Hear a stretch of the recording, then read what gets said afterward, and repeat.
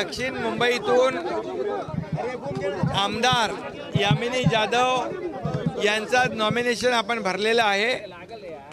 आपण पाहिलं की कार्यकर्त्यांमध्ये, महायुतीच्या कार्यकर्त्यांमध्ये प्रचंड उत्साह होता। एवढं कडक उन्हाळा असताना देखील हजारोंच्या संख्येने उमेदवारी अर्ज आपल्या यामिनी जाधवताईंचा भरायला लोक आले होते।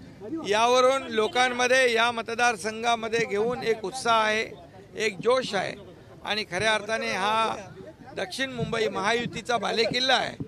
महायुतीचा बालेकिल्ला असल्यामुळे या ठिकाणी महायुतीच्या उमेदवार यामिनीताई जाधव प्रचंड मताधिक्याने विजयी होतील। गेले 2 वर्ष महायुतीने केलेलं काम, राज्याचा झालेला विकास आणि 10 वर्षामध्ये केंद्रामध्ये मोदी साहेबांनी केलेला विकास, या विकासाचा अजेंडा घेऊन आम्ही जातो पुढे।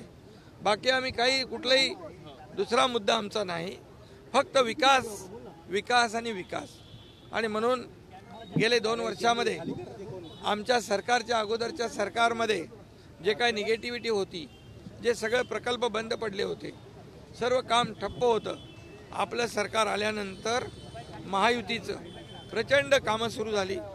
या राज्यामध्ये सर्वांगीण विकास सुरू झाला आणि त्यामुळे केंद्र आणि राज्य डबल इंजिनचे सरकार या 2 वर्षामध्ये खूप काम केले आणि या कामाची पोचपावती या निवडणुकीमध्ये यामिनी जाधव ताईंना तर देणारच, परंतु मुंबईतल्या 6 जागा महायुतीच्या ज्या आहेत, या 6च्या 6 जागा महायुती जिंकणार अशा प्रकारचं वातावरण आहे।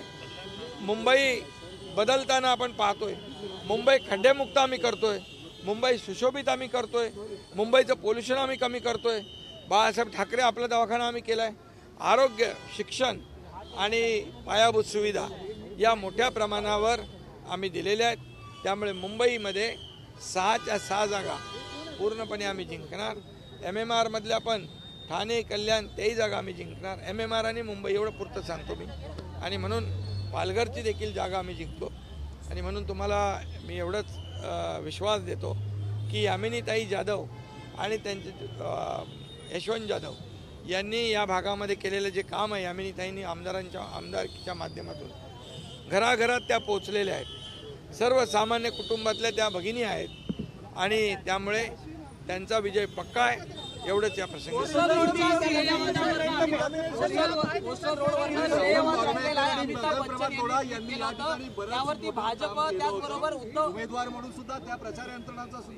फायदा नक्की होईल, कारण मंगलप्रभात लोढाजींनी देखील या मतदारसंघात केलेलं काम, राहुल नार्वेकर यांनी केलेलं मतदारसंघातलं काम, आता मिलिंद देवरा पण आमच्याबरोबर खासदार आहेत, ते सगळं हे जे काही काम आहे या महायुतीच्या उमेदवाराला त्याचा फायदा होईल आणि नक्की ही जागा प्रचंड मताधिक्याने जिंकेल।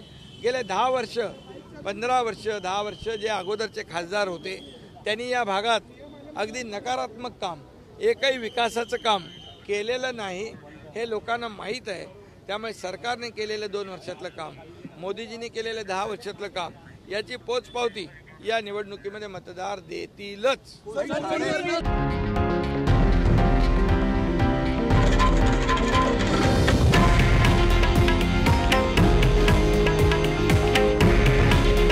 हे आहे देशातील नंबर 1 न्यूज नेटवर्क आणि आपण पाहत आहात TV9 मराठी। काळजी तुमची, हित महाराष्ट्राचं।